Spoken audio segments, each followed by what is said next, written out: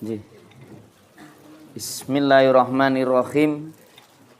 Assalamualaikum warahmatullahi wabarakatuh.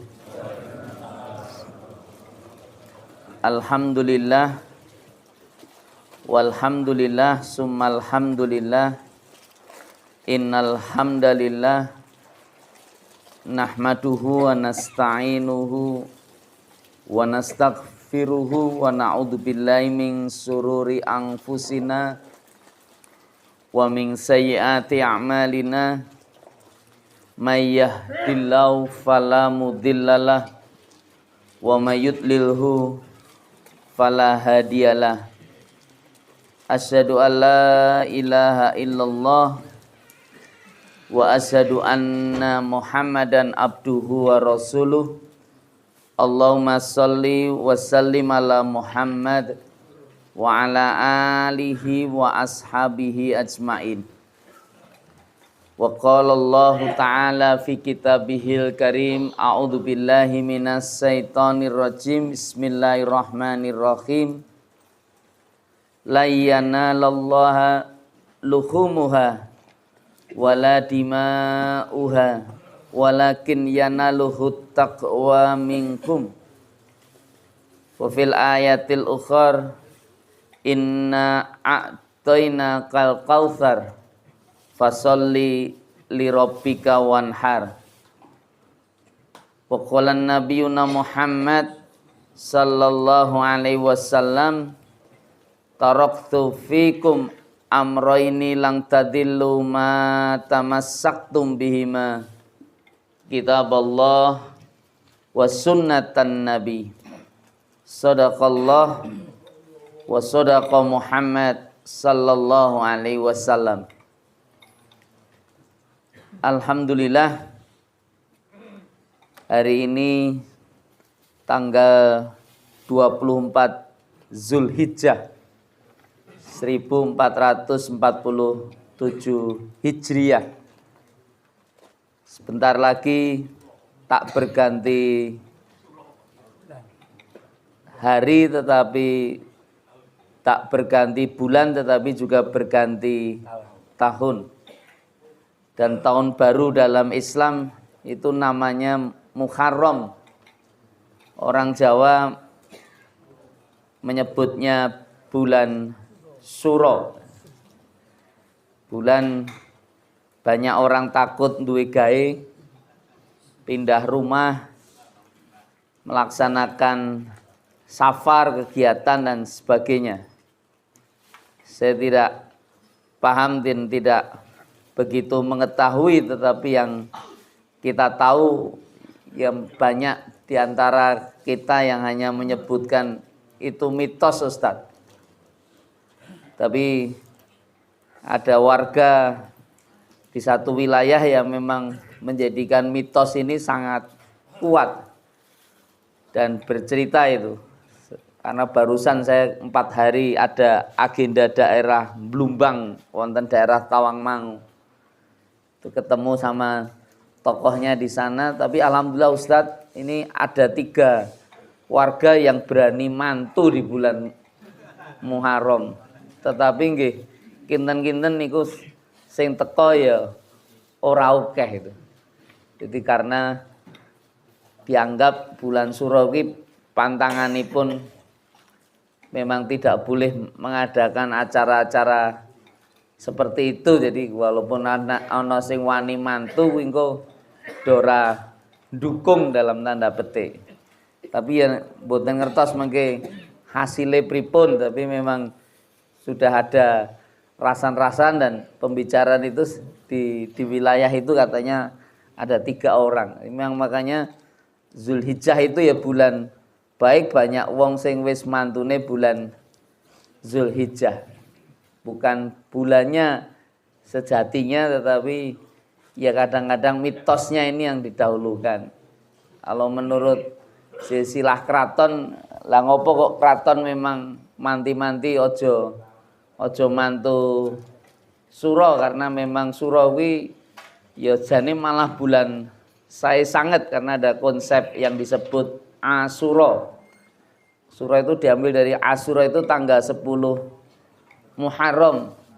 Itu bahkan disunahkan untuk berpuasa karena Rasulullah Muhammad Sallallahu Alaihi Wasallam mendapati masyarakat Yahudi itu berpuasa di tanggal 10 Muharram menika, dan mereka menerangkan sebagaimana cerita para sahabat bahwa itu karena itulah bulan kemenangan di mana Nabi Musa alaihissalam oleh Allah dituntun jalannya saat ketika menyelamatkan Bani Israel itu dari kepungan dan kejaran pasukannya Fir'aun gitu.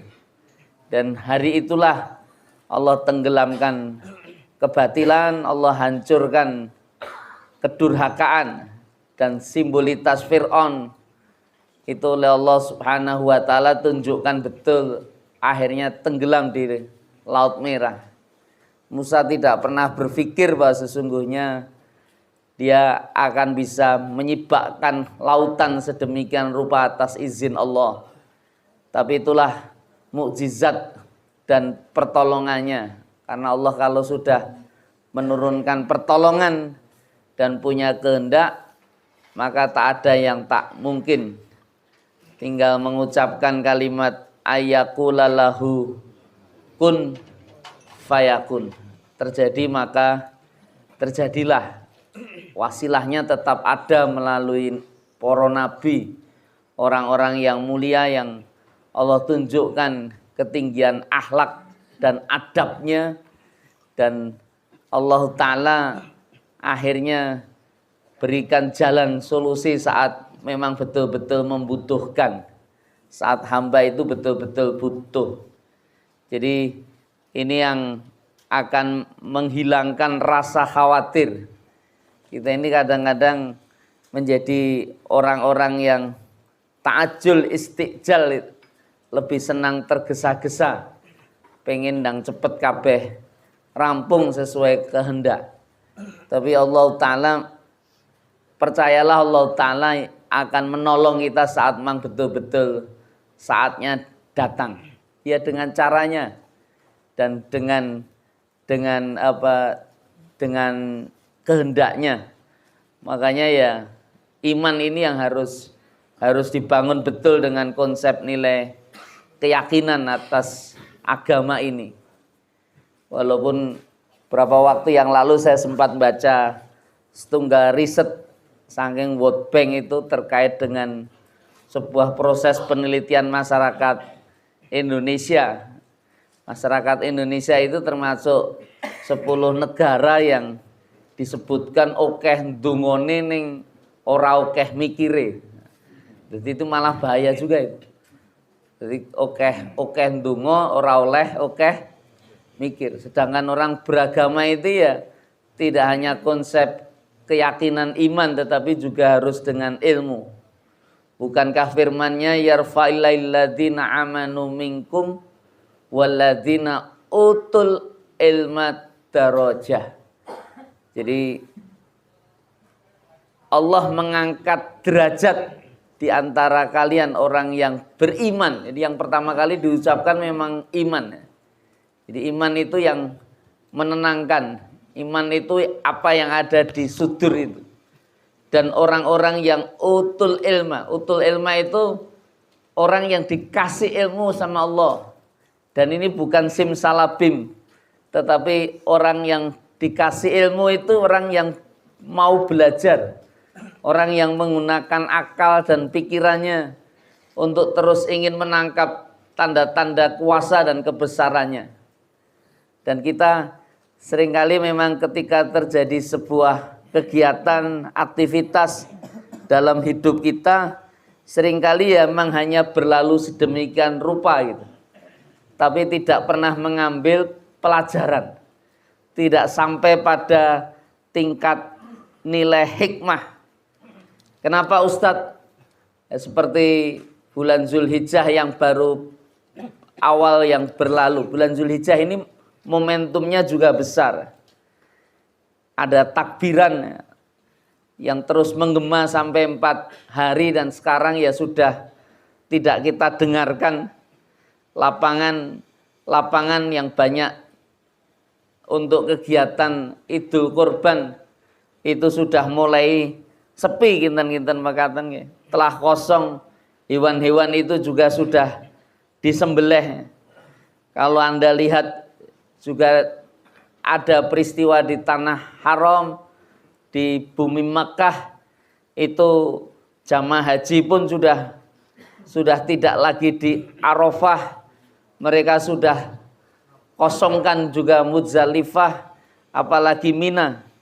Dan sungguh pertanyaan terbesar atas diri kita bukan sekedar ditanyakan masjid ini sudah kemarin kurban berapa ekor kambing, berapa ekor sapi, hasil sapinya, dagingnya berapa kilogram yang dibagikan ke masyarakat, yang diambil oleh panitia misalnya gitu.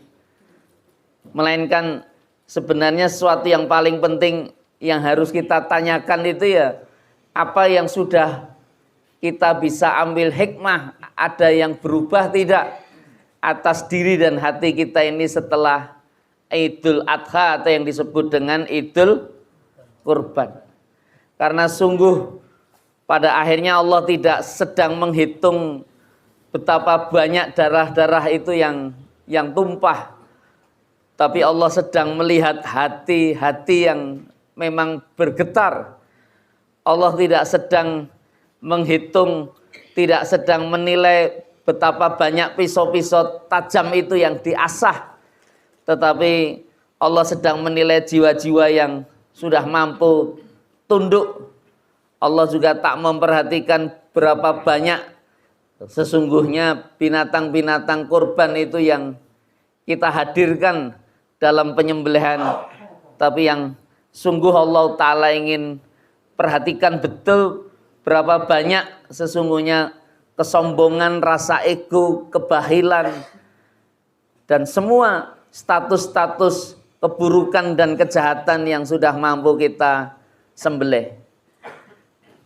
Bapak ibu-ibu yang dimuliakan Allah Subhanahu wa taala, mungkin panitia kurban sudah mulai juga dibubarkan. Tapi ada yang belum membubarkan karena mempersiapkan kurban tahun depan. Alasannya kenapa? Ustadz ojo dibubarke. Lah ngopo iki panitia kurbane kan kurbane lho akeh. Saiki digawe tim golek nggawe tabungan. Nah, itu bagus juga itu. Jadi tapi harus ada acara pembubaran juga Ustadz. Lah kenapa? Karena biasanya nek pembubaran kurban ya nganggo makan daging kurban kira-kira gitu. Karena masih ada daging kurban yang disimpan di freezer. Dan kalau dulu sibuk untuk mendata sapa sing arep urunan, sapa sing arep melu kurban ning masjid di lokasi tempat kita jadi panitia, hari ini ada yang juga mulai sibuk ke lab untuk menghitung dan mengatur berapa kolesterolnya. Karena kemarin kita mengangkat daging ya bisa sampai 10-20 kilo. Hari ini kita berdiri di atas timbangan sambil berharap mudah-mudahan angkanya tidak, jarumnya tidak bergerak ke kanan kira-kira gitu. Karena yang paling bahagia memang kalau habis kurban itu ya ibu-ibu. Kenapa Ustadz? Karena menu-menu makanan dan masakan itu ya terus berubah di hari-harinya. Pagi sate, siang gulai, malam tongseng, besoknya sate lagi, lusanya gulai lagi kira-kira. Ditanya sama anak-anak, Bu kapan makan ikan lautnya? Ibu menjawab, sabar nak, iki Idul Adha kira-kira gitu. Jadi artinya daging itu ya terus akan dinikmati. Tetapi jamaah sekalian, Idul Adha itu urusannya bukan soal perut, bukan soal daging, bukan freezer yang penuh, juga bukan soal status media. Sambil aku kemarin Idul Kurban iso selfie karo sapine presiden kira-kira gitu.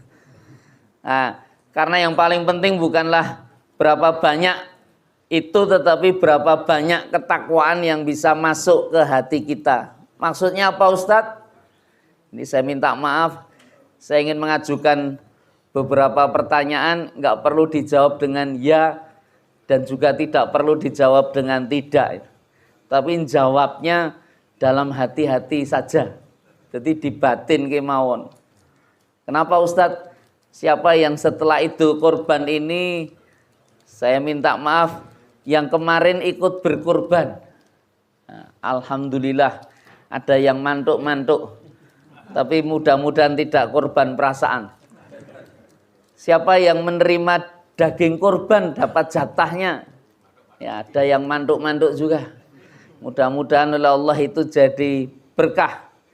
Tapi pertanyaan yang paling berat sesungguhnya adalah pertanyaan siapa yang habis itu korban menjadi lebih rajin sholatnya. Siapa yang habis itu korban menjadi lebih lembut kepada pasangannya, menjadi lebih sabar kepada anak-anaknya, dan siapa yang habis itu korban itu menjadi lebih dekat dengan Allah Subhanahu wa Ta'ala. Dan pertanyaan terakhir ini tidak bisa dijawab dengan tangan, nggak perlu dijawab dengan mulut, dengan mengangkat tangan dan mengatakan ya, tetapi hanya hati kita ini yang bisa menjawab. Kenapa? Karena kita khawatir kadang-kadang kejadian kegiatan aktivitas beragama itu seperti seremonial saja. Jadi makanya sedangkan Idul Adha itu sebenarnya bukan ritual tahunan yang Allah datangkan, melainkan bagian dari madrasah atau sekolah. Bagaimana Allah ingin mengajarkan tentang ketaatan, tentang keikhlasan, tentang bagaimana orang harus berkorban, dan puncaknya sesungguhnya adalah ini bagian dari sekolah tentang ketakwaan. Sebagaimana firman-Nya di Quran surat Al-Hajj ayat 37 sejatinya. La yanalallaha luhumuha wala dima'uha walakin yanaluhut taqwa minkum. Daging-daging itu bukan, dan darahnya itu tidak sekali-kali dan tidak akan pernah sampai sejatinya kepada Allah. Tapi yang sampai kepada Allah dalam kegiatan pengorbanan itu adalah ketakwaan kalian. Jadi ayat yang sesungguhnya akan mampu menggoncang kesadaran siapapun yang menggunakan akal dan pikirannya. Karena ternyata sejak awal Allah tidak membutuhkan daging, Allah tidak butuh darah, Allah tidak butuh kambing, Allah tidak butuh sapi. Yang Allah inginkan adalah hati kita yang bisa berubah menjadi lebih baik. Yang diinginkan bahwa korban itu bukan tontonan, korban itu tuntunan. Tuntunan agar kita bisa menjadi lebih dekat dengan Allah. Tuntunan untuk menjadi lebih taat. Tuntunan untuk menjadi mukmin dan muslim yang berdampak. Saya ingin Bapak Ibu membayangkan kalau ada seorang anak yang memberikan hadiah kepada ibunya. Mungkin hadiahnya ya sangat sederhana, namanya yang ngasih hadiah anak, dari menyisihkan tabungan-tabungan uang saku yang juga jadi jatah dan diberikan ibunya. Mungkin hanya sebuah kerudung yang harganya nggak seberapa. Tapi saat dikasih surprise untuk ibunya, saya minta maaf, biasanya ada rasa haru itu, ada tangis. Mengapa? Itu bukan dilihat dari nilainya, bukan dilihat dari harga dan hadiahnya, melainkan dari apa yang dilihat kira-kira? Nah, perhatian, rasa cinta anak itu. Begitu pula Allah, yang Allah lihat itu bukan besar dan harga sapi itu, bukan ukuran kambing itu, tetapi ketulusan hati Anda saat Anda ingin mengikuti kalimat-kalimat kemuliaan yang Allah ingin tunjukkan dalam tanda-tanda kebenaran dan kedekatan. Maka mari bertanya kepada diri kita sendiri saat ketika kita menyembelih kurban, apakah ada juga dosa-dosa yang kita ingin ikut tangisi kira-kira. Ketika takbir bergema, apakah benar ada hati-hati yang bergetar dan bergoncang sehingga kita betul-betul ingin membesarkan dan mengagungkan asma Allah sebesar-besarnya? Ataukah semua itu ya hanya sebuah rutinitas tahunan yang tak menyentuh jiwa? Makanya kalau boleh memilah dan membagi, pasca Idul Adha ini, ya saya minta maaf, ada 3 golongan yang sejatinya nanti Anda ingin saksikan. Yang pertama siapa Ustadz? Ya golongan yang paling beruntung, paling sukses itu orang yang bertambah takwanya. Orang yang bertambah takwanya. Mereka yang ikut berhaji dan menjadi lebih dekat kepada Allah, hajinya mabrur, berefek kepada bertambahnya amal. Dan juga sedemikian pula mereka yang berkorban itu menjadi lebih lembut hatinya, lenyap semua status dan sifat kebinatangan, karena sungguh dia menjadi semakin bertambah takut kepada Allah, bertambah cinta kepada akhirat, bertambah memberikan nilai manfaat bagi sesama. Al-hajjul mabrur laisa lahu jazaa ilal jannah. Ini hadis diriwayatkan oleh Imam Bukhari dan Imam Muslim. Tak ada haji kecuali kemabruran, tak ada balasan baginya, melainkan Allah Ta'ala pasti akan balas itu dengan surga. Haji mabrur itu apa Ustadz? Haji yang berubah, haji yang menghasilkan perubahan. Mungkin sebelumnya suka maksiat, kemudian sesudahnya dia sangat mencintai ketaatan. Sebelumnya penuh lalai, kemudian setelah haji jadi rajin ibadah. Sebelum haji itu keras hatinya, sesudah haji menjadi lembut hatinya. Di Indonesia kemarin ada peristiwa bagian dari pengalihan, saya tidak tahu, tapi ya itu ya rutinitas kadang-kadang. Kehidupan manusia bisa berubah. Ada pimpinan proyek strategi nasional urusan makan bergizi gratis. Itu ada hamba Allah yang 12 tahun cerita nunggu berangkat haji. Dan akhirnya dia ikut berangkat. Saya minta maaf, tapi karena dia pejabat penting maka kemudian waktu haji itu tidak ingin lama-lama karena harus banyak proyek yang ditangani. Tapi cerita yang disampaikan itu nunggunya 12-an tahun kira-kira gitu. Dan begitu berangkat, pulangnya esoknya sudah masuk kerja. Bahkan siangnya itu mendampingi presiden, orang paling berpengaruh karena ngumpulkan semua mitra kerjanya se-Indonesia. Anggarannya sampai 5 miliar gitu-gitu. Kegiatan pertemuan menikah besar sekali. Dan habis itu malam esoknya dini hari dapat SK dipecat. Kemudian masih pukul 4 itu jaksaan datang ke rumahnya menangkap dirinya. Dijadikan tersangka bersama 2 pimpinan yang lainnya. Masyarakat semua mencibirnya, masyarakat semua mengolok-oloknya. Tapi saya hanya ingin mendoakan dan bisa jadi itu bagian dari doa terbaik yang sudah dia panjatkan nanti waktu di Arafah. Saat minta pengampunan dosa, dan kami ingin doakan mudah-mudahan hajinya mabrur. Kenapa mabrur Ustadz? Kira-kira nek wong sadurunge koruptor, kemudian akhirnya malah bar mulai haji kecekel, kira-kira dijogo kalih Gusti Allah napa mboten niku kira-kira? Halo? Dijogo. Kuwi nek umpamane mboten setiap hari nampa 1 miliar kira-kira. Saking barang yang tidak jelas begitu masuk penjara ijik nampa napa mboten? Itu bukan sekedar tidak lagi mampu menerima. Itu harta-harta yang lain pasti akan ditelusur, rekening-rekeningnya akan dibekukan dan diambil lagi oleh negara. Niku kira-kira diselamatke napa mboten kira-kira? Hah? Ini selamat ini apa selamat wonten. Mudah-mudahan nggih selamat terus nih. Allah, enggak sederhana. Tapi banyak di antara kita kadang-kadang yang mengolok saat orang ketika dapat persoalan.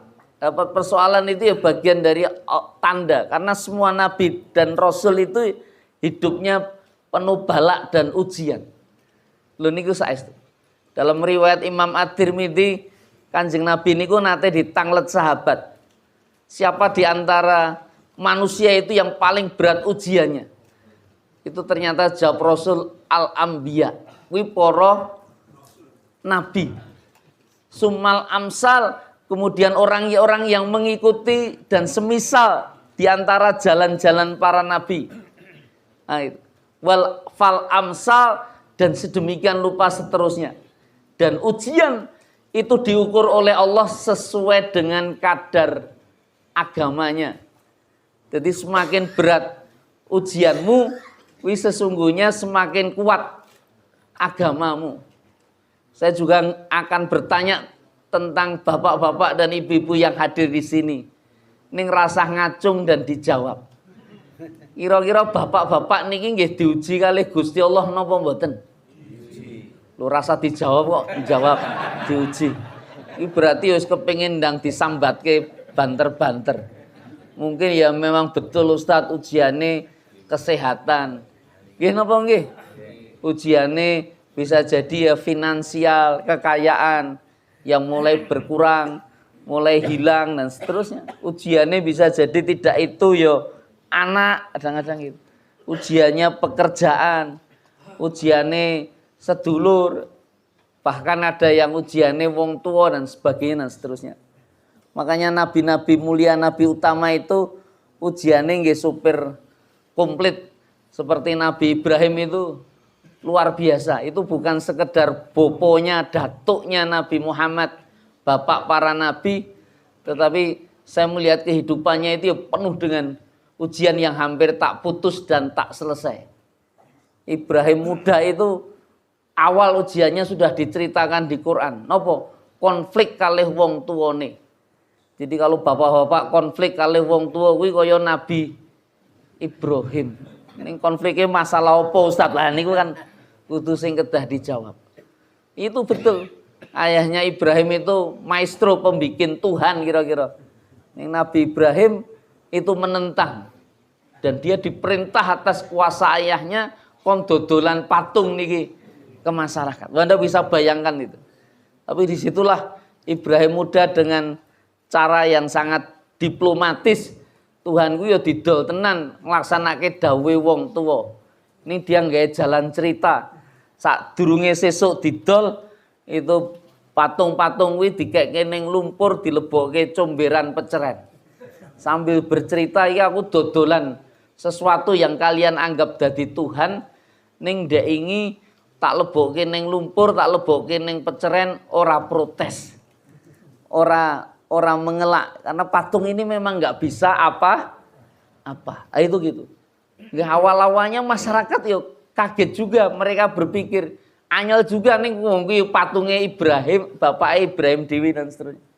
Nah itu sampai akhirnya konflik dengan wong tuanya dan tidak hanya orang tuanya. Kemudian skala yang lebih meningkat Ibrahim itu konflik kalih masyarakatnya. Loh kenapa masyarakatnya Ustadz? Masyarakatnya itu kan penyembah patung semuanya. Dan makanya itu patung-patung itu di suatu waktu itu dikumpulkan dalam satu lokasi. Mereka ngadakan perayaan untuk menyucikan diri dan menyucikan Tuhan-Tuhan mereka itu. Dan saat itu belum enten CCTV. Ora dijogo karena ya tidak pernah berpikir ketika Ibrahim muda itu kemudian memutuskan mengambil kampak dan kemudian menghancurkan semua yang ada di dalamnya tanpa ada yang tahu. Ibrahim itu lakukan. Kecuali satu patung besar itu didiamkan ada di dalam. Dan tidak hanya itu, patung besar ini kemudian menjadi bahan argumentasi Ibrahim saat ketika masyarakat tahu bahwa patung-patung itu hancur semuanya kecuali satu patung besar, maka yang tertuduh utama itu Nabi Ibrahim muda itu. Kenapa? Karena yang satu-satunya berani bikin status terang-terangan menghina dan merendahkan patung-patung ini ya hanya Ibrahim. Makanya dia jadi tertuduh, dilawan kabeh masyarakat.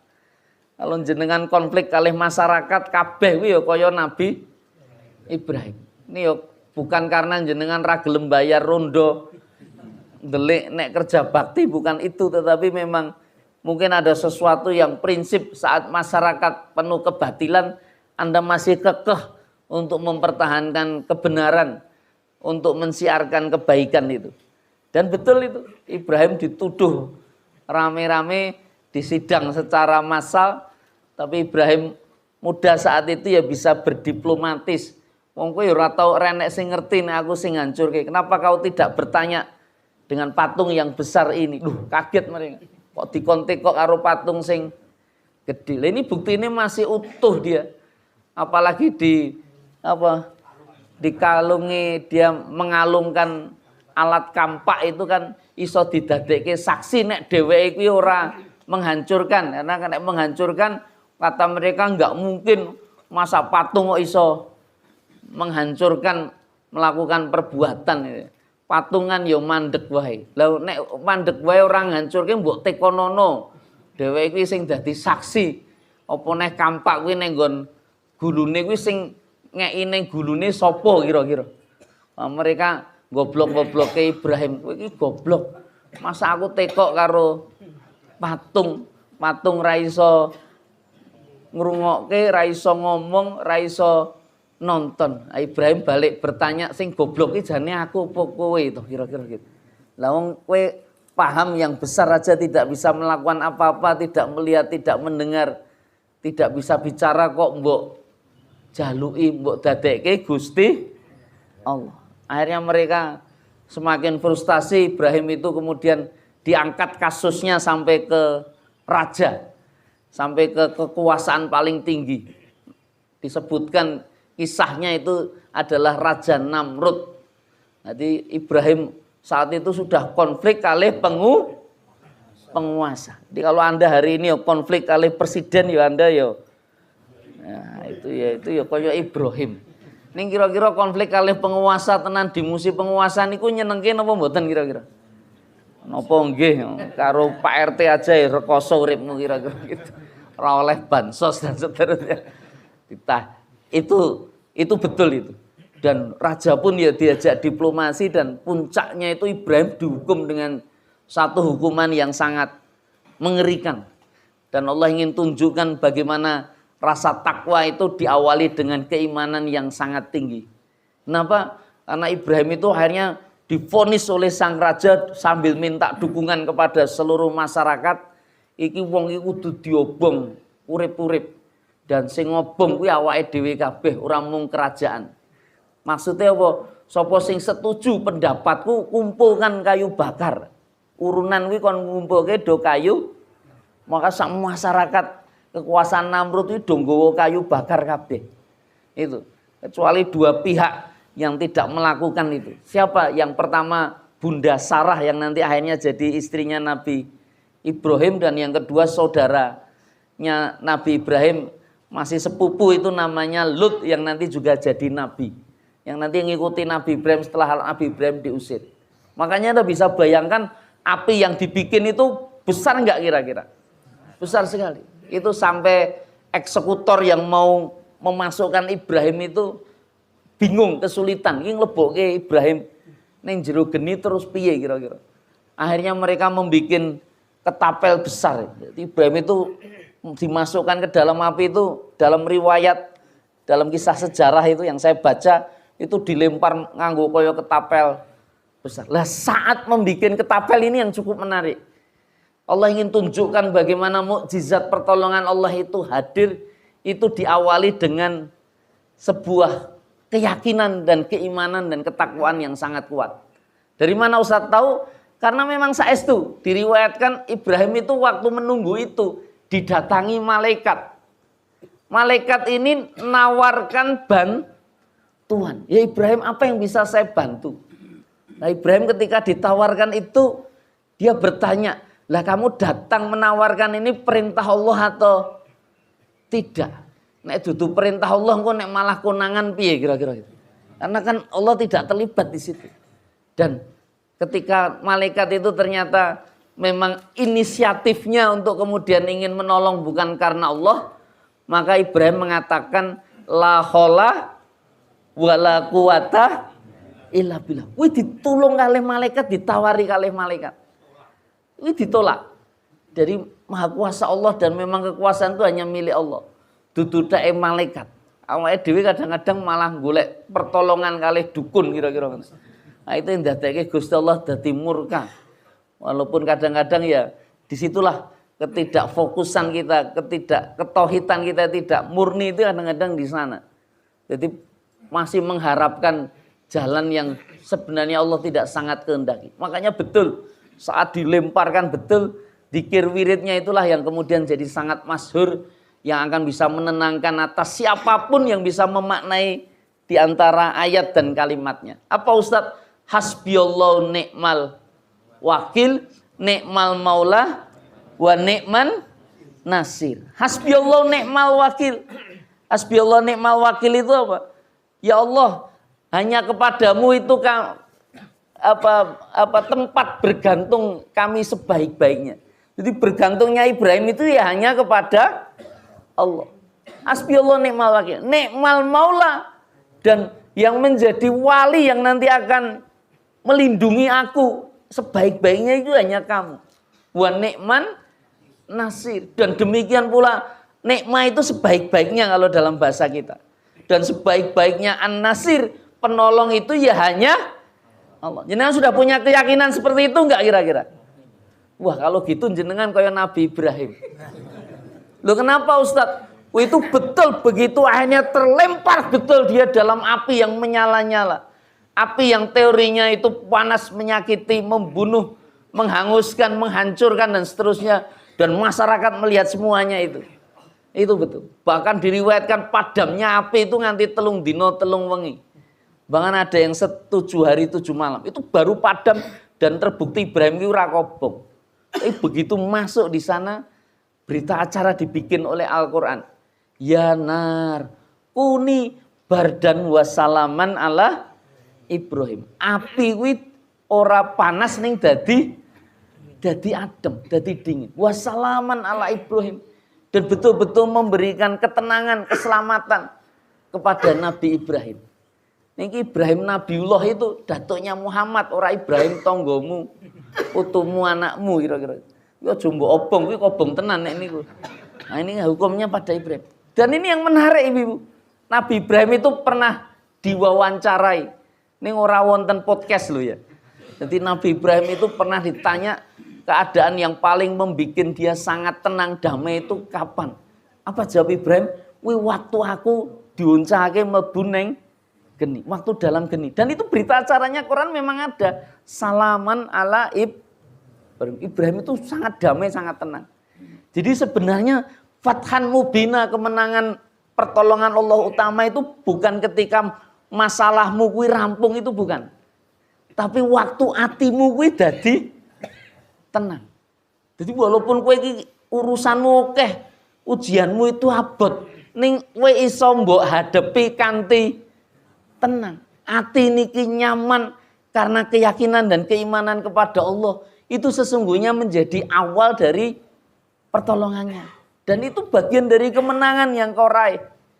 Kan gitu. Karena yang dikejar hari ini, saya minta maaf, orang itu bukan kesenangan, bukan kekayaan, bukan jabatan dan popularitas. Tetapi sejatinya yang paling dikejar di antara hamba-hamba Allah yang kadang-kadang sudah memperoleh semuanya, itu apa kira-kira? Ketenangan. Ketenangan. Enten apa mboten wong jabatane dhuwur ning ra tenang. Duwite akeh ning ra tenang. Enten apa mboten? Gelisah. Maka pasti banyak problematika atas jiwa dan pikirannya. Lho niku saestu. Orang kedudukannya tinggi, nggak tenang, banyak. Orang punya kaya, harta yang banyak, tidak tenang, banyak. Orang yang punya popularitas, bukti tidak tenang apa Ustadz? Nanti kematiannya jadi sangat tragis. Akhirnya jadi bunuh diri dan sebagainya dan seterusnya. Di mata kita, kenapa bisa terjadi seperti itu? Karena dia lupa sesungguhnya apa yang menjadi makanan utama atas ruhiyah dia. Makanya kekuatan yang paling penting untuk bisa kita dapatkan dalam kehidupan, dalam proses pengorbanan itu ya bagaimana seseorang hamba Allah itu bisa menjadi lebih dekat dengan Allah. Itu yang penting. Makanya Umar Ibnu Khattab itu pernah menyampaikan hasibu qoblaan tuhasabu. Kowe itu sukalah berhisab dirimu. Kowe suka ngitung melakukan perhitungan terhadap dirimu sebelum nanti dihisab oleh Allah. Saya ingin menggambarkan, ini sebenarnya bukan sekedar pertanyaan Umar, tapi ini menjadikan para sahabat sesungguhnya menjadi khairu qarnin, generasi terbaik. Karena apa? Yang mereka sibukkan itu senantiasa bertanya, apa yang kurang pada diriku? Apa yang kurang pada diriku? Bukan sebuah pertanyaan, apa kekurangan orang lain? Apa kesalahan orang lain? Hari ini kita sering terbalik. Kita ini ahli mengevaluasi orang lain, tapi lupa mengevaluasi diri. Jadi kalau ada lomba kompetisi mencari kesalahan orang lain, maka mungkin banyak juara nasionalnya di antara kita. Loh kenapa? Karena sungguhnya gajah di pelupuk mata tampak nama mboten niku. Tidak mau gajah gede ini. Ning mboten ketok. Dan kuman di seberang lautan kelihatan. Kenapa kira-kira? Loh, mau kuman di seberang lautan, kuman niku cilik napa mboten? Di seberang lautan kok iso ketok ketemu pirang perkara kira-kira. Itu saking kita ini sangat suka kepengin nginceng, kepengin neropong orang lain. Maka orang lain itu tidak dalam posisi amalnya ditanyakan kepada kita. Dan efeknya apa nanti Ustadz? Ya insya Allah kalau orang itu semakin bertakwa, semakin baik, di rumah itu nanti istri, suami semakin senang, semakin aman. Anak juga sedemikian pula semakin nyaman. Kalau ada orang tua yang ada di rumah-rumah kita, akan semakin kita hormati. Merasa terhormati.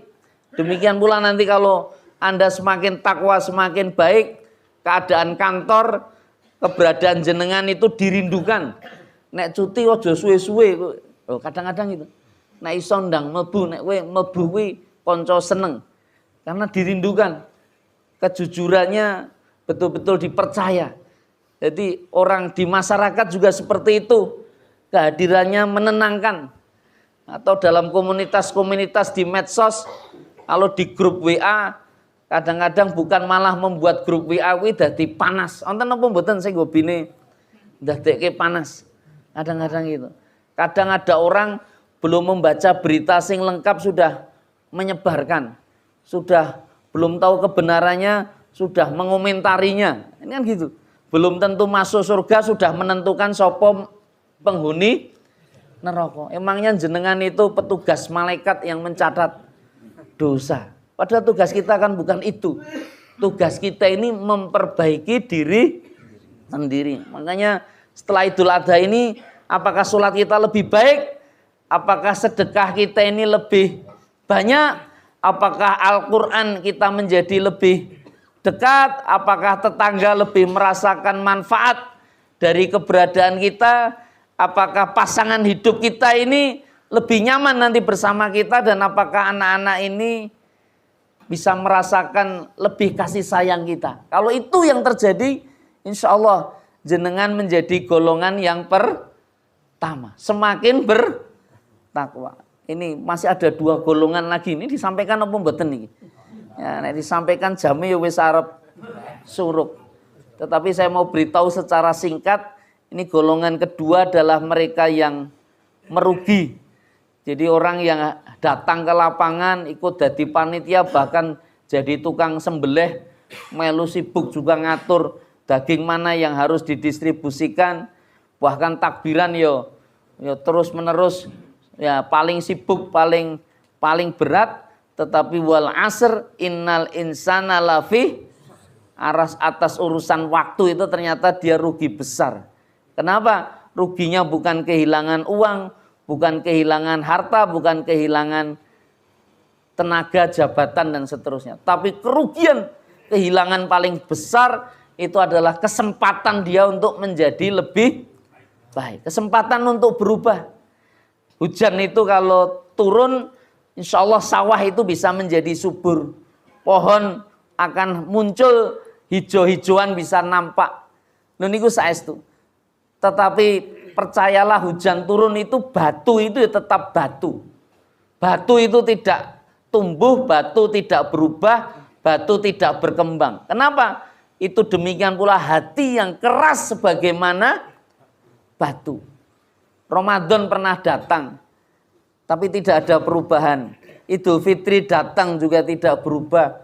Idul Adha juga datang, masih tidak berubah. Kajian datang, ini pengajian juga teko nih, tapi tidak berubah. Yang berubah hanya status fotonya saja. Aku pengajian teng mendi, pembicaranya Ustadz Iqbal kadang-kadang. Materinya ini, ning ora berubah. Makanya bahaya rutinitas tanpa makna ini. Makanya alam yakni lilladzina amanu antahsya'a qulubuhum lidzikrillah. Belum tibakah waktunya bagi orang-orang yang beriman untuk bisa lebih bertambah khusyuk hati mereka ini mengingat Allah. Apakah kita hanya ingin jadi penonton, jadi peserta, ataukah kita ini ya akan hanya menjadi muslim yang statusnya administratif kemawon, semua tercatat dengan baik. Maksudnya apa Ustadz? Idul Adha sudah ketemu berapa tahun dengan kita? 10, 20, 30, bahkan mungkin 40, 50 tahun. Lalu apa yang berubah? Apakah kita semakin dekat kepada Allah atau hanya bertambah usia saja? Nah, ini jadi masalah. Artinya nggak ada perubahan sama sekali. Dan yang merugi, yang celaka, ini yang ketiga, golongan terakhir. Siapa Ustadz? Ini golongan yang paling berbahaya. Mereka mendapat musim kebaikan, tetapi semakin jauh dari Allah. Jadi tanda maksiat itu tidak hilang-hilang. Mereka melihat tanda-tanda kebesaran Allah, tapi masih bergelimang dengan maksiat. Maknanya apa? Ini musim kebaikan, ternyata tragis dia tidak ingin tergerak untuk melaksanakan kebaikan. Allah sudah membuka pintu, tapi dia menjauh. Allah sudah memanggil, tapi dia berpaling. Allah sudah memberi kesempatan dan dia menyia-nyiakan. Seperti Fir'aun itu. Berkali-kali didatangkan tanda-tanda kebesaran Allah, tetapi ternyata tetap sombong. Maka masalah terbesar manusia itu bukan kurang bukti, tapi masalah terbesar itu adalah keangkuhan dan kesombongan itu. Atau kisah Korun, Allah sudah kasih dia harta, Allah kasih kesempatan, Allah kasih kekayaan, namun semakin banyak nikmatnya malah semakin jauh dari enten apa mboten tiang-tiang ngoten. Naudzubillah. Makanya Korun, Haman juga gitu, semakin pinter semakin kemaki dan seterusnya. Jauh dia dari Allah. Jadi hingga akhirnya Allah tenggelamkan bersama-sama. Pelajaran terbesarnya apa? Tidak semua yang memiliki banyak nikmat itu semakin dekat kepada Allah. Bahkan justru malah semakin jauh. Makanya puncak daripada Idul Kurban itu adalah ketaatan saat Allah Ta'ala perintahkan kepada Nabi Ibrahim untuk melakukan proses penyembelihan. Dan kalimat puncak yang bisa kita bacakan itu adalah falamma aslama watalahu lil jabin. Jadi di situ ternyata ketika mereka melaksanakan kegiatan itu bukan ketika mereka paham, sekedar mengerti dan memahami, tetapi mereka berserah diri. Karena hakikat Islam itu bukan sekedar ilmu, tetapi enten iman. Dan iman itu adalah kepasrahan yang muncul itu. Jadi berserah diri itu hakikat Islam itu kepasrahan. Jadi kita ini kadang-kadang tidak pasrah betul. Kenapa kok belum nutup auratnya? Alasannya bisa macam-macam itu. Kenapa kok masih sholat 5 waktunya jauh saka masjid, alasannya juga macam-macam. Kenapa kok riba kok ora ndak ditinggalke? Lah iki cicilane suwe kadang-kadang. Ini kan jadi masalah. Makanya kita ini seringkali tidak hanya menjadi hamba, tetapi pengen jadi konsultane Gusti Allah kira-kira gitu. Ini kan jadi masalah. Padahal tugas hamba itu ya hanya taat. Sebagaimana Ibrahim diminta nyembelih anak ya taat, kira-kira ngoten. Lho niki saestu. Maka itulah makna pengorbanan sesungguhnya bisa menjadi mukmin dan muslim yang memberi dampak kebaikan, kemanfaatan, dan inilah nilai-nilai kebaikan. Kenapa Ustadz? Karena saat wafat nanti orang tidak akan pernah ngomentari kita dan banyak membicarakan almarhum itu punya 3 mobil loh. Almarhum itu perusahaannya kathah ya. Tapi kesaksian yang muncul apa? Beliau ini orang baik. Beliau ini dulu sregep neng masjid, suka bantu kegiatan-kegiatan ke masyarakat, menjaga masjid. Beliau ini sudi mengajarkan Quran dan seterusnya, menolong saya waktu sakit dan seterusnya. Itu betul. Saya tuh bilang sama dosen-dosen, saya minta maaf, ini pengalaman jadi pendidik, jadi ustadz, jadi guru. Dan itu saya sendiri ngalami. Maksudnya apa? Saya minta maaf, jenengan ada guru yang paling jenengan ingat dalam hidup jenengan? Ada. Waktu di sekolah, yang jenengan ingat itu mata pelajaran terakhir masih ingat tidak? Enggak ingat. Pelajaran terakhir apa? Bahkan mungkin mata pelajaran yang diajar ya ora kelingan. Nggih napa nggih? Kenapa dia Anda ingat kira-kira? Oh, galaknya. Galaknya. Diingat itu karena galaknya. Apa nih kira-kira? Loh itu betul. Orang itu yang paling diingat ternyata bukan proses ilmunya, pengetahuannya, tetapi karakter dan pribadinya, akhlaknya. Itu serius itu. Makanya betul itu kalau gajah mati meninggalkan gading, terus harimau mati meninggalkan lulang, jenengan mati ninggalkan apa kira-kira? Oh, malah utang kira-kira mati. Saya diingat utangi. Karena perilaku jenengan utang rampung-rampung. Loh ini serius. Itu efek dampaknya. Dan pribadi itu. Makanya yang lembut dan lain sebagainya itu Allah Ta'ala munculkan. Saya pernah itu kelas 3 SD. Sekolah saya di Jamatul Ikhwan. Itu di sana ada pelajaran agama. Saya masih ingat betul gurunya namanya. Kenapa Ustadz ingat? Saya minta maaf. Itu waktu nerangkan. Dia pun sepuh. Bawa tongkat ngoten niku, kayu ngoten niku. Saya minta maaf. Itu kebetulan santri di belakang, teman saya di belakang itu ketika dia menjelaskan, dia mantuk-mantuk, nggih gitu. Kuwi rasane ora nyenengke aku ki ora melu mangkel. Termasuk gurune. Tiba-tiba gurune berbalik. Kuwi digebuk ning sing digebuk dudu kancaku sing nggih niku kula sing ning ngarepe. Lho niku saestu. Kula ngeten niki. Kula sak menika niku sekelingan. Bukan apa? Bukan digebuknya niku. Wah, tapi karena saya mengatakan dede kula niki lho. Belakang kula kaget itu. Begitu belakang kula digebuk itu luwih banter nganti pringe kuwi coklek. Nek zaman saiki mungkin dilaporke polisi. Kadang-kadang. Nggih napa nggih kira-kira? Tetapi yang saya ingat saat itu bukan itu ternyata. Bukan ketika dia pernah ngebuk. Kula niku ora patek mudeng pelajarane. Itu bahasanya itu apa? Tetapi alhamdulillah biji paling dhuwur itu ya guru niku dadian. Lho ngopo? Itu mungkin ingin pernyataan minta maaf. Jadi saya terkesannya gara-gara bijine paling dhuwur kula ora patek mudeng kok dikei apik kira-kira. Dan sambil dia mengatakan, aku njuk ngapura. Loh kadang-kadang gitu. Jadi permintaan maaf itu ternyata mengingat betul di hati-hati anak-anak kita. Di hati murid-murid kita. Ora saking sing njaluk ngapura. Sing dadi masalah jenengan niku kan ora gelem kuwi. Kenapa kok urusan njaluk ngapura itu enek hubungannya dengan kesombongan tidak kira-kira? Wadah, wong sombong wong kemakira gelem minta maaf. Ora gelem ngakoni. Ning wong nek ngakoni, wah niku gitu. Makanya nggih kula ngapura wong sing njaluk gurune apa ora tak apura kira-kira. Apa tak bales nganggo gebuk kan ora ketemu. Loh, niku peristiwanya nyata niku. Jadi walaupun ada kesalahan, tetapi karena ada pengakuan itu yang menjadikan. Loh niku betul. Saya juga ada di antara jamaah pengajian niku wis 20 tahun ora ketemu. Tapi ini kisah nyata oleh Allah. Itu tiba-tiba datang Allah keluargane dan seterusnya silaturahmi. Terus habis itu ngasih tiket saya kepengen ngumroh ke saya. Saya punya nadar itu ngumroh ke Ustadz Iqbal. Bukan apa? Bukan materi pelajaran-pelajaran yang selama itu saya sampaikan itu bukan. Tapi saat ketika oleh Allah Subhanahu wa taala, dia dalam posisi yang memang betul-betul membutuhkan. Kadang-kadang kan ustadz itu ngomong sedekah nih rung karuan ditekani jamaah njaluk sedekah. Karena ustadz itu kadang-kadang ijek butuh disedekahi. Kadang-kadang lho itu. Tapi dia sambat. Kula mboten saged pulang bakdo ngeten-ngeten dengan cerita yang mengharukan. Nek ustadz Sudi betul mang tumbaske jari anyar lho. Omongnya jari anyar kuwi jare rada nganyel iki batu-batu. Tapi betul. Ternyata dia ngasih surat, ngasih tulisan, kula niku tiyang bluro, tiyang melarat, yang sana dan seterusnya.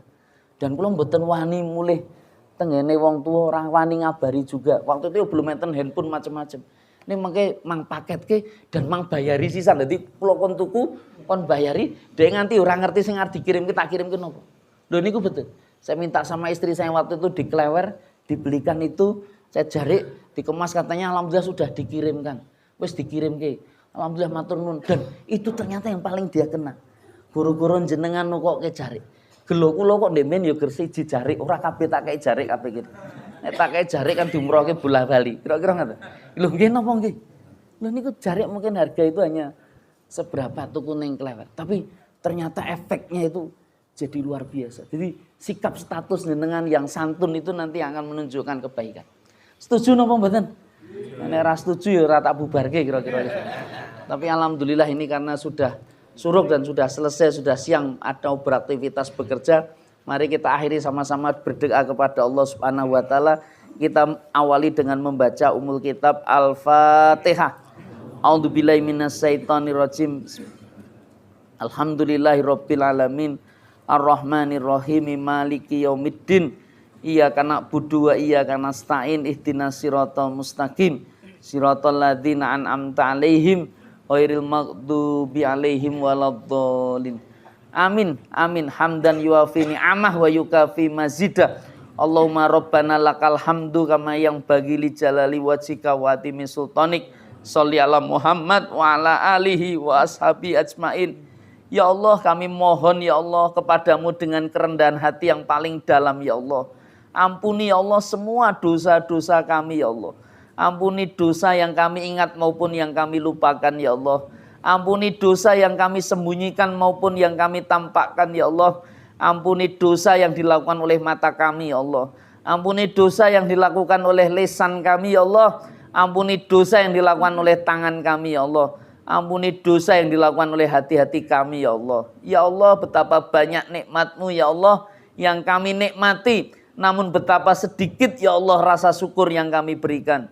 Betapa banyak ya Allah kesempatan yang telah Engkau berikan ya Allah. Namun betapa sering ya Allah kami masih sering menyia-nyiakannya. Betapa sering ya Allah Engkau mengetuk hati kami melalui nasihat, melalui kajian, melalui musibah, melalui kematian orang-orang yang kami kenal. Dan berbagai tanda kebesaran-Mu ya Allah. Namun hati kami masih keras ya Allah. Masih sering lalai ya Allah. Jadikan kami ya Allah, jangan jadikan kami termasuk orang yang rugi. Jangan jadikan kami termasuk orang yang celaka. Jangan jadikan kami termasuk orang yang melihat banyak kebaikan namun gagal mendapatkan ampunan-Mu ya Allah. Masukkan kami ke dalam golongan hamba-hamba-Mu yang bertambah takwa setelah Idul Adha ini ya Allah. Bertambah iman setelah mendengar nasihat ini ya Allah. Bertambah amal setelah mengetahui kebenaran dari-Mu ya Allah. Sebagaimana Engkau ajarkan Nabi Ibrahim tentang pengorbanan. Ajarkan pula kami untuk bisa mengorbankan hawa nafsu dan ego kami ya Allah. Allahu la ilaha illa huwal hayyul qayyum. Jangan biarkan dunia menjadi tujuan terbesar kami ya Allah. Jangan biarkan harta menjadi Tuhan dalam hidup kami ya Allah. Jangan biarkan jabatan membuat kami lupa kepadamu ya Allah. Jangan biarkan pujian manusia membuat kami jauh dari ridho-Mu ya Allah. Ya muqallibal qulub sabbit qulubana ala dinik. Perbaiki ya Allah salat kami ya Allah. Perbaiki kekhusyuan kami ya Allah. Perbaiki bacaan Al-Quran kami ya Allah. Perbaiki akhlak perilaku kami ya Allah. Perbaiki niat kami ya Allah. Dan jadikan setiap amal yang kami lakukan ikhlas semata-mata karena-Mu ya Allah. La ilaha illa huwal hayyul qayyum. Jadikan ya Allah di antara sifat-sifat buruk yang ada pada kita ya Allah. Sifat sombong, sifat iri dan dengki, kebencian, dan semua penyakit yang menghalangi rahmat-Mu ya Allah atas diri kami ya Allah. Gantikan hati yang buruk menjadi hati yang lembut ya Allah. Yang mudah memaafkan, mudah bersyukur, mencintai kebaikan, rindu kepada masjid, senang menolong sesama ya Allah. Jadikan kami ya Allah memberi nilai manfaat ya Allah. Saat kami hadirkan ketenangan. Saat kami bisa bicara menghadirkan kebaikan. Saat kami bekerja menghadirkan keberkahan. Dan saat kami memimpin ya Allah hadirkan keadilan ya Allah. Dan saat kami berlapang harta ya Allah hadirkan ya Allah kemanfaatan bagi saudara-saudara kami yang membutuhkan ya Allah. Jangan jadikan kami sumber masalah ya Allah. Jangan jadikan kami sumber perpecahan ya Allah. Jangan jadikan kami sebab orang terluka dan menangisnya orang lain ya Allah. Jadikan kami pembuka pintu-pintu kebaikan. Jadikan kami penutup pintu-pintu keburukan. Jika mereka masih hidup ya Allah di antara orang tua kami ya Allah, berikan iman, kesehatan, keberkahan ya Allah. Panjangkan umur dalam ketaatan. Dan apabila mereka telah wafat, lapangkan kubur mereka ya Allah. Terangi alam kubur mereka ya Allah. Tempatkan mereka bersama orang-orang yang saleh ya Allah. Ya Allah, ampuni guru-guru kami, ampuni ulama-ulama kami, ampuni pimpinan-pimpinan kami, ampuni saudara-saudara kami yang telah mendahului ya Allah, menghadap kepadamu ya Allah. Angkat ya Allah semua kesulitan saudara kami yang sedang sakit. Berikan kesembuhan bagi mereka, berikan kekuatan kepada mereka yang sedang diuji, berikan jalan keluar pada mereka yang kesulitan. Berikan rezeki yang halal ya Allah, yang berkah saja ya Allah kepada mereka yang sedang mencari nafkah. Jangan engkau cabut nyawa kami kecuali dalam keadaan beriman. Karuniakan kami husnul khotimah. Jangan engkau cabut nyawa kami kecuali dalam keadaan mencintaimu. Jangan engkau cabut nyawa kami kecuali dalam saat engkau ridho betul kepada kami ya Allah. Ya Allah ya Tuhan kami, pagi ini ya Allah, pagi ini ya Allah kami berkumpul ya Allah pada hari di mana kami ingin berbuat banyak kebaikan ya Allah. Izinkan dan berikan kekuatan kepada kami, memudahkan langkah kami menuju sirotol mustaqim, menuju surgamu ya Allah. Masukkan ke dalam surga tanpa hisab, tanpa azab ya Allah. Pertemukan kami dengan Nabi Muhammad sallallahu alaihi wasallam ya Allah. Kumpulkan kami bersama para nabi ya Allah, para siddiqin ya Allah, para syuhada dan orang-orang yang soleh ya Allah. Ya Allah ya Tuhan kami, pada hari itu saat tak berguna harta dan anak-anak, selamatkan kami ya Allah dengan hati yang tulus ini, hati yang bersih ini ya Allah. Pada hari manusia berlari dari keluarganya, naungi kami ya Allah dalam rahmat-Mu dan ampuni kami.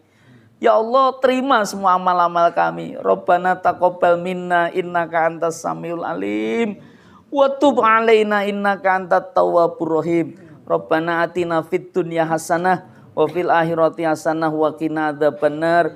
Wa sallallahu ala sayyidina Muhammad wa ala alihi wa sahbihi ajmain walhamdulillahi rabbil alamin. Amin amin ya rabbal alamin. Pangapunten lepatipun, mari sama-sama kita tutup majelis dengan doa kafaratul majelis. Subhanakallahumma wa bihamdika asyhadu an la ilaha illa anta astaghfiruka wa atubu ilaik. Assalamualaikum warahmatullahi wabarakatuh. Monggo yang masih bisa suruk